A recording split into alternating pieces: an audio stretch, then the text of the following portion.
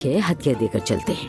अरे नहीं नहीं अम्मी, इन्होंने कहा है कि ये सब आपकी नीयत से करते हैं, इस काम के पैसे नहीं लेते। ठीक कहा ना मैंने? ऐसा नहीं हो सकता, कुछ तो लेने। नहीं नहीं, जरूरत नहीं। ठीक है, अल्लाह आपको जज़ा दे। चलिए अम्मी जान।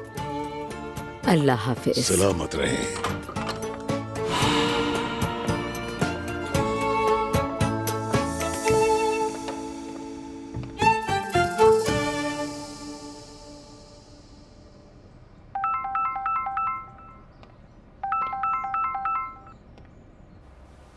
हेलो दुआ। मैरी, क्या हाल है? कैसी हो तुम? फारिग हो क्या? हाँ हाँ फारिग हूँ। मैं और मेरी नन्नी घर पर है, तुम सुनाओ। मैं भी ठीक हूँ। पूछ रही थी कि अगर फारिग हो तो मिल लें हम। तुम्हारी आवाज़ कुछ बदली हुई लग रही है, सब ठीक है ना?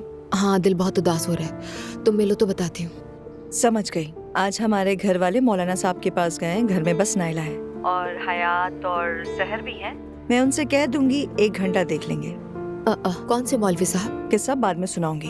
वैसे मुझे छोटे अब्दुल्ला के लिए खरीदारी भी करनी है। क्यों ना तुम्हारे साथ ही निकलें? मैं बच्चे की खरीदारी भी कर लूंगी और फिर तुमसे बात भी हो जाएगी। ठीक है? ठीक है, हो जाएगा। फिर शॉपिंग मॉल में ही मिलते हैं ना हम लोग डायरेक्ट। ठीक है, मिलते हैं। अपना ख्याल रखना। Bye bye. ठीक है, चलो ख्याल रखो अपना। मेरी जान, मेरे दोस्त चले गए और तुमने अलविदा भी नहीं कहा उन्हें। जवेरिया को सुला रही थी। तुम ठीक तो हो ना? क्या हुआ, कुछ हुआ है क्या? ठीक हूँ, बस थोड़ी सी घबराहट हो रही थी।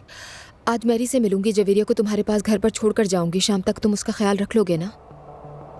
शाम को मुझे एक डिनर पर जाना है, हफ्सा के साथ वकील से मिलना है, वहाँ